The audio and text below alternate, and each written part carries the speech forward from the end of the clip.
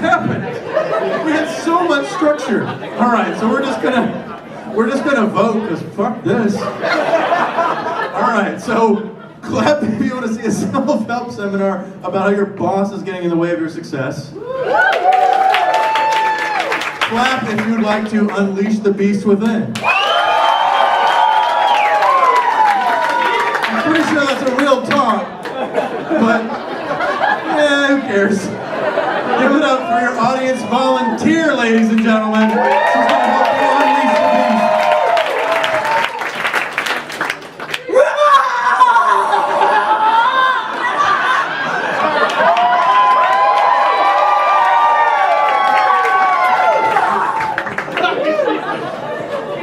I want everyone to get on up onto your feet.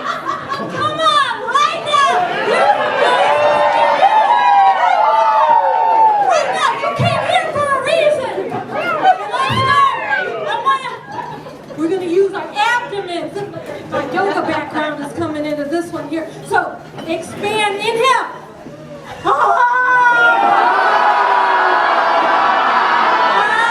We're going to do it louder, and this time I want to put some body into it. Ready? On the count of 3. 1, 2, 3, 4. All right, now turn to your neighbor. You mean it, and visualize your neighbor as the person or the collective culture of our society that has been keeping the beast locked up inside you. We are holding tight to life, and this is your moment. This is the moment. You're going to face it. You're going to break through. And then on the count of 3, this is when it happens. Ready? 1, 2, 3.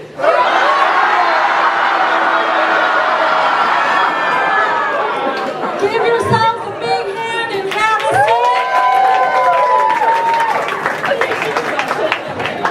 Ladies and gentlemen, this is only the start.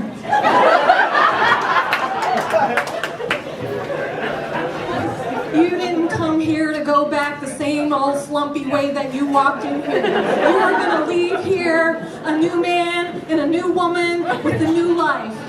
It's all happening right here. Hallelujah. Hallelujah. We're bringing in that priest sermon thing in here. Okay, so the first thing we need to do, because like I said, we are going to leave unleashing this beast. We need to understand the nature of the beast. Because you have to understand your enemy. And it all happens by getting... Does this thing work?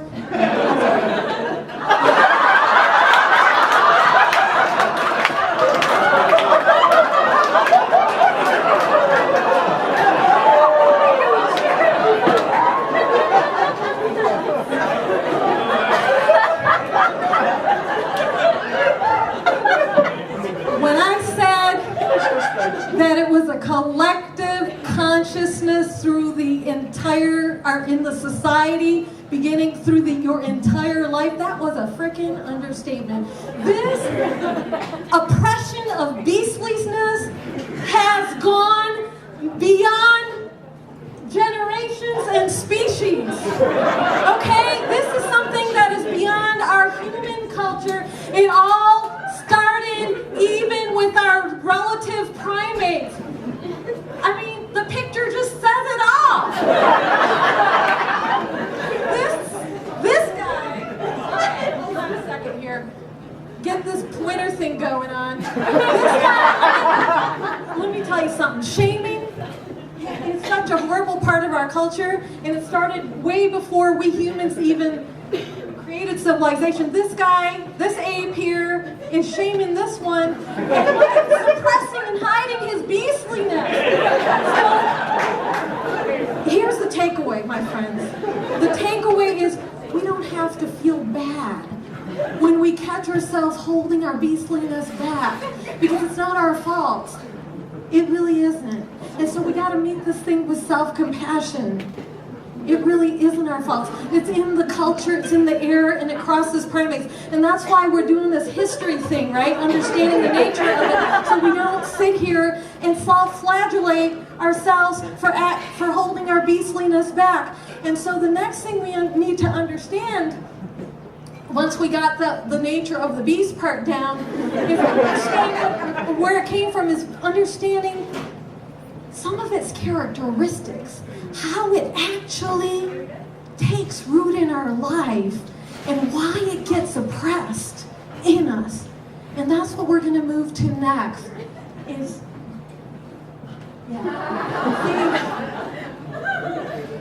This is where it all begins. See, this looks like two people who are following the prototypic norm. And that's the thing, is like the way that this oppression works is there are rules and there are norms. You have to dress a certain way, you have to carry your pencil a frickin' certain way, and you have to hold your hands and arms in only one of two positions. Either together like that, or elbows on the table and up. And it's because we live in a society where there are rules, where there are goods and bads and rights and wrongs, and then the next thing you know, you lose sight of your true nature, which is your beastly self, and it just gets oppressed. And so now the question is, where do we go from here?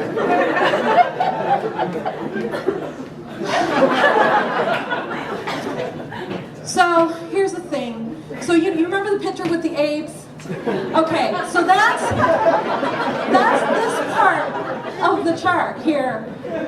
Okay, so back when they were around, things were way more acute. There were more acute escalations of beastly behavior up here. But then when that shaming happened, you'd see this extreme repression, that sort of fetal position thing with the head down, and you'd see the extreme lows. And it's kind of like racism is now. You know how racism used to be very blatant, but now it's more subtle? So there's the peaks and valleys are not as visible, but it's still freaking there. Well, that's kind of how it is with us humans these days. So the strategies that we need to employ to lick this thing have to be of a certain nature. So here's the thing. On the surface, this looks like a very cleaned up presentation. I mean, look at her lips. She's like, I mean, her face has been waxed. Like, do women really not have hair? Seriously, see, that's, okay. I'm sorry, I was gonna wait till part 2. I was gonna wait till our seminar after lunch to talk about the physical aspects of bestial oppression, okay? We're only touching on the psychological stuff, but let me not get started about this whole bullshit about having to shave and remove hair off of our bodies. Beasts have freaking hair, you know? We're supposed to. That's like we're making our beastly selves freaking invisible. It's like just sweep away all the hair and all the fur, and then there's like no evidence of beastly self, and that is the problem. She's been waxed down to the bare bones of her skin, and even the apple.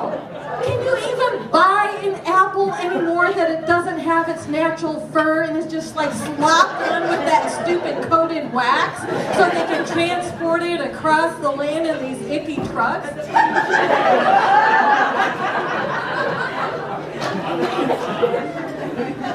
This has to be changed. We have to put the fur back on apples, and we have to put the facial hair back on women.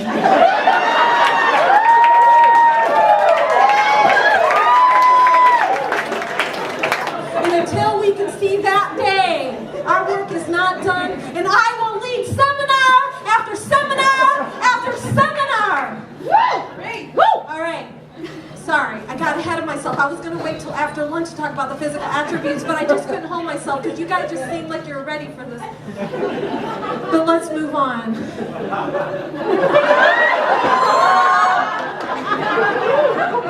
Yeah, I know. For every oppression, there is a leader of the oppression. Need I say more? There are people who hold the consciousness of the oppression. There are people who buy in to the bill of goods that is a bunch of B of S. And they walk around thinking they're hot shit and calling shit like it isn't. And really, you know, they have the talking head, but deep down underneath, their brain is like a dinosaur. You just can't really think.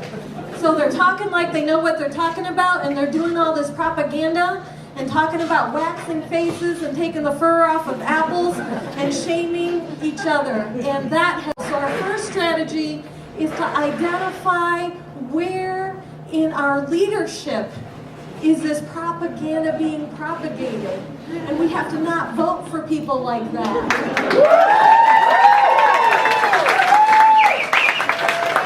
Yes, we can do it. We can do it. Can I hear it? We can do it. You got this, yeah? You got this. Did dinosaurs have hair? Come on now. Was dinosaur a beast? I mean, even just look at this image. He's like decapitated the freaking dinosaur. That's one of the most beautiful, elegant beasts of our whole time. And then how offensive to then put a human face on that beautiful creature? What an insult, right? I'm sorry, it's very subtle, but if you really stop and think about it. Oops, was that the last one? Okay, well, all right then. So,